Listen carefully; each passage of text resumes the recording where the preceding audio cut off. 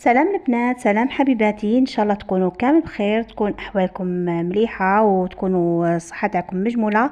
المهم حبوباتي، اليوم جيتكم بهذا الوصفه التجاريه الناجحه اللي هي ميني بطبوط. تقدروا تعتمدوها كمشروع، ديروها لاصحاب المقاهي ولا ديروها كما نقولوا في المناسبات. بما انه كما ديما نقول لكم المناسبات سعيده مع الابواب، تعتمدوها كوصفه ناجحه باذن الله ومربحه البنات. يعني كي تكون عندكم كونتيتي راكم تعود كما نقولوا تخدمي ساعه، تخدمي شويه من كل حاجه. حد تدخلي مدخل من بطبوط، تدخلي مدخل شويه مدخل من ميني بيتزا. المهم شتي تنوعوا المشاريع تاعكم باش هكا يكون عندكم تنوع في المداخل. المهم ان شاء الله تكونوا فهمتوا عليا. نبداو على بركه الله في تحضير الوصفه ونقولوا بسم الله. هنا راح نخدم انا بالبطاطا على بال تاع 500 غرام. كل وحده تعتمد الكيل اللي بغاتو. هنايا شوفوا درت 2 بيض تاع فرينه، ودرت باطا تاع دقيق يكون نوعيه مليحه. عندكم غرفه كبيره تاع خميره تاع الخبز، وعندكم مغرفه صغيره تاع ملح. وهنا شوفوا الملح البنات كي تعجنوها، كي تكونوا في الوقت اللي راكم تعجنوا فيها تقدروا تذوقوا العجينه تاعكم، اذا جاكم ناقص الملح تزيدوا شويه ملح. وعندكم مغرفه تاع سكر عادي. هنايا وراح تحطوا 3 مغارف حتى 4 مغارف كبار زيت. هذا ما بالنسبه للمكونات تاعكم. هنايا تكونوا في الوقت هذا تبداو تبسوا المكونات تاعكم مع بعضهم، تدمجوهم مليح مليح. وراح تبداو تبلوا في العجينه تاعكم تدريجيا بالماء دافي. هذه هي بالنسبه للعجينه تاعنا. هنايا شوفوا عندكم باش تجيكم العجينه مليحه. شتو كي ما تعجنوهاش في المرحله الاولى راح تلموها هذا مكان حتى تحصلوا على عجينه طريه متماسكه. راح تغطيوها بصاشي، وهي الا كان بغيتوها تعجن لكم مليح من بعد راح تحطوها في صاشي، والصاشي ديك تاعكم تبلوها من داخل، ولا تحطوها في الكوكوطه تاعكم ثاني تبلوها البنات من داخل وتحطوا فيها ديك العجينه وتغلقوا عليها. راح تسرع عمليه التخمير من جهه، وراح تعجن لكم بعدا مليح مليح، ما تعبكمش كيما نقولوا تغبنكم في العجين. هذه هي بالنسبه للعجينه تاعنا في البدايه نتاعها كيف نتعاملوا معاها. وهنا بعد ما تخمرت لي العجينه في المرحله الاولى نجيو نعجنوها. وهنايا شوفوا سر نجاح هذا الميني بطبوط ولا ميني خبزات هذا تاعكم، العجن الجيد. شوفوا البنات تعجنوها مليح مليح مليح. تعجنوها وتسقيو، تعجنوا وتسقيو. في المرحله الاولى تعجنوها بليبوسه كيما كنتوا تشوفوا معايا، حتى تشوفوا باللي العجين تاعكم نوعا ما تغير اللون تاعو بياض. في هذاك الوقت تعرفوا باللي العجينه تاعكم باللي اي تعجنت. هنايا كما قلت لكم تعجنوها مليح. من بعد راح تسقيوها بالماء عادي جدا. تعجنوا وتسقيو، تعجنوا وتسقيو كيما تتعاملوا معاها كيما كسره تاع الخميره، والاخرين يقول لها كسره مطلوع. هنايا شوفوا باش يجيكم هذا الميني بطبوط تاعكم خفيف لازم تجريو العجينه نتاعو.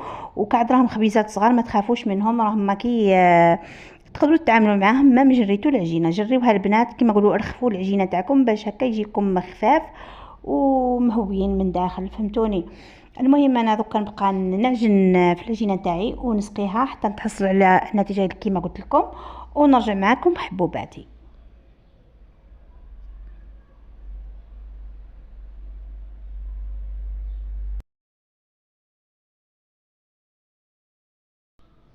وهنا بعد ما عجنتها العجنه الاولى زدت عاودت غطيتها وخليتها تزيد تخمر لي مليح. في هذه المرحله تخليوها تقريبا وعلى حسب الجو تقريبا واحد ربع ساعه حتى 20 دقيقه. بعد هذا راح تجيبوا العجينه تاعكم وتبداو تشكلوها.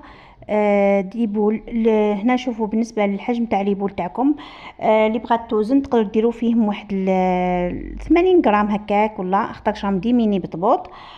خلاص انا هنا ما وزنتهمش للامانه، راني استعملت عيني ميزاني. بصح اللي بغات توزن كيما قلت لها من 80 غرام حتى ل 100 غرام. يعني شوفوا نتوما كيما راكم شتيتوا كيما بغيتوا الحجم تاع الحبات. هنا هذا الوصفه البنات تقدروا ديروها وصفه تجاريه، تقدروا كيما نقولوا ديروها تسترزقوا منها، ولا تديروها لبيوتكم لولادكم. في بما انه رانا في فصل الصيف، نديروا بزاف لي ساندويتش. ديروا هذه الخبيزات هذو راح ديروهم البنات طيبوهم عادي، تخليهم يبردوا وهما هكاك مازالوا دافيين، ديرهم في ساشي وتحطوهم ساشي كونجيلاسيون، وتحطوهم في الكونجيلاتور ولا في علب محكمة الغلق، وتحطوهم في الكونجيلاتور. وقت اللي حين تعمروهم راح تجبدوهم تسخنوهم فوق الطاجين ولا في الميكرووند، يرجعوا لكم يبانوا جدد البنات، وتعمروهم عادي جدا. فهمتوني؟ هنا بعد ما تخمروا لي القرصه تاعي كما كنتم شوفوا معايا. هنا راح نجيو نخبزوهم. وهنا شوفوا ما ترقوش الخبزه تاعكم بزاف وما تخشنوهمش بزاف.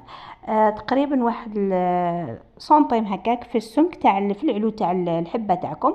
هنا شوفوا باش يجيكم الميني بطبوط تاعكم هذا حرش من فوق. رايحين تخبزوا الحبه تاعكم بكميه، تستعينوا بكميه من الدقيق، دقيق عادي من الساشي، ورايحين تخبزوهم بالطريقه هذه. بالاخص كي يكونوا جاريين راهم يلصقوا لكم شويه، ما تستعينوا بكميه من الدقيق، وتكونوا بهذا تحصلوا على قرصات ما همش يتلاصقوا معاكم في الطابله وفي يديكم، وتجيكم نتيجه خير وخير. نتمنى البنات تكونوا تفهموا عليا ونشرح لكم يعني كيما يلزم الحال. واللي ما فهمتش اي حاجه ولا اي استفسار تخلي لي في خانه التعليقات، راح نجاوب خواتاتي. مرحبا بكم على العين وعلى الراس. المهم دوكا انا نكمل نخبزهم بالطريقه هذه. في الوقت اللي راني نخبز فيهم انايا في هذا الوقت، بما انه سخون الحال شويه، راني فمفم يزربوا يخمروا معاكم، تكونوا تحطوا الطاجين تاعكم يسخن.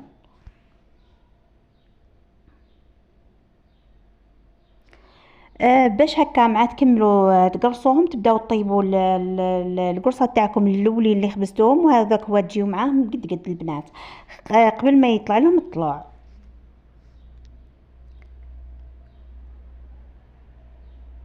هنا راني نقول لكم كيفاه خبزتهم بهذه الطريقه كامل، تكملوهم تخليهم يتخمروا وراحين تحصلوا على هذه النتيجه. شوفوا البنات كي بعد ما تخمروا لنا باين بلي حاجه تخمرت، راح نحطوا كما قلت لكم في هذاك الوقت سخن لي الطاجين. نجي نبدا نطيب فيهم، وشوفوا عندكم باش يتنفخوا معاكم تحطوهم النار تكون متوسطه، وتبداو تخليوهم يطيبوا البنات على الوجه الاول. كي يبداو يديروا معاكم واحد الفقاعات هكاك، راح تبداو تقلبوهم وتبقاو تقلبوا في القرصه تاعكم من الجهتين، الجهه هذه تقلبوا على الجهه هذه حتى يبداو هما يتنفخوا معاكم وتحصلوا على النتيجه اللي بغيتوها. شوفوا معايا هذوك النبايل كي بدات دير معكم النبوله كيما هكا، عرفوها باللي راهي تسمى نقدر نقلبها على الجهه الاخرى. بهذا حين تعطيوها مجال انها تنفخ معاكم. وهنايا كما قلت لكم نعاود الهضره، البنات تبقاو تقلبوهم على الجهتين غير شويه هكا، ثواني تقلبوهم حتى يطيبوا معاكم، وراح تحوشيهم على الجناب بالشاليمو ولا بالطاجين، وتكونوا تحصلتوا على هذا الميني بطبوط اللي يجيكم خفيف وهش وبنين. جا روعه البنات. نتمنى انكم تجربوه وتعتمدوه في الوصفات تاعكم. كما قلت لكم بغيتوا ديروها وصفه تجاريه ولا تعتمدوهم للدار كما نقولوا ديرهم دي ساندويتش. الى اللقاء حبيباتي.